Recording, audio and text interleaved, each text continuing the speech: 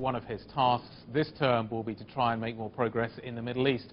This all comes at a very sensitive time for the region. Yesterday, Israeli forces fired warning shots into Syria after a mortar round fired from Syria hit an Israeli post on the Golan Heights. It's the first time that Israel has fired on Syrian forces since the Middle East War back in 1973. My colleague Elliot Godkin is in Tel Aviv. Let me hand you over to him.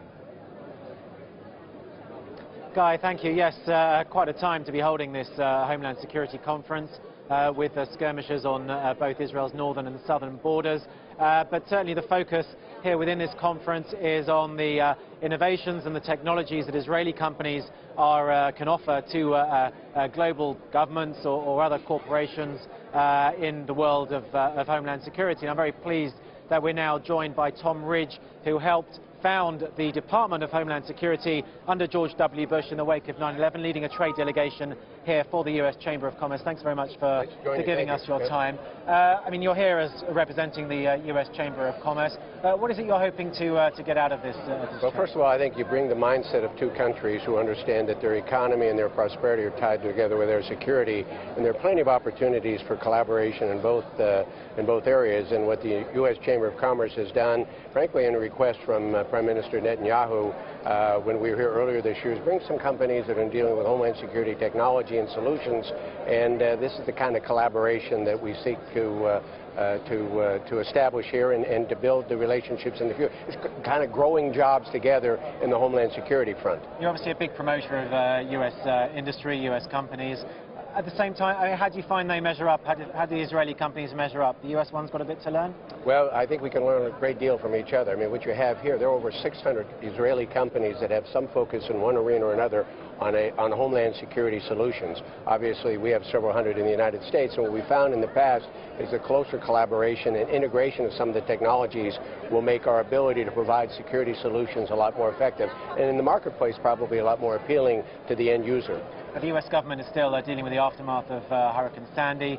Has that been handled as well as it should have been? How perhaps differently would you have handled it had you still been in charge of Homeland Security? Well, I think so far so good. I mean, one of the lessons we learned from Katrina was that we weren't as prepared, even though we knew the significant weather event was going to occur. That lesson has been adopted. They were better prepared to deal with it, although again, as you take a look at what transpired in New York City and some other places, there are probably some preventive measures. Had they thought longer term, they might have prevented the water from infusing into the tunnels and into the metro system. But by and large, to date, very good. But long range, there's a lot of anxiety and frustration will build up because some of these communities are absolutely devastated. It's going to take months, if not years.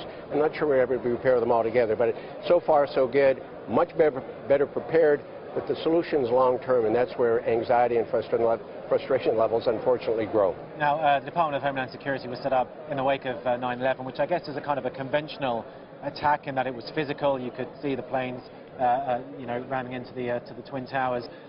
How different is the other threats that the U.S., Israel, other countries around the world now face as technology advances?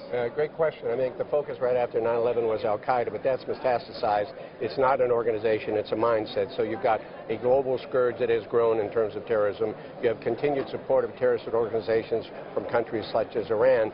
But since 9/11, I think the world's much more conscious of cybersecurity, cyber threats. I mean, Israel talks about getting 1,000 potential incursions every minute. Obviously, we face them in the United States. So one of the reasons we brought so many cyber-related companies with us in this delegation is to find common solutions with our colleagues in the Israeli space. And in this new world in which we live, if, say, for example, Iran or China launches a cyber attack on a U.S. company, a U.S. government institution or installation, at what point does a cyber attack warrant a kind of a conventional response, if you like? When is it a declaration of war? You know, your question is at the heart of a lot of the private conversations that are going on, that are being conducted within the broader world community. The first is, can we attribute an attack very specifically to a source? And if we can attribute it and pinpoint it, how do we hold them accountable? It's easy to say cyber attack for cyber attack. At some point in time, one may see a cyber attack as a precursor to a different, more traditional attack?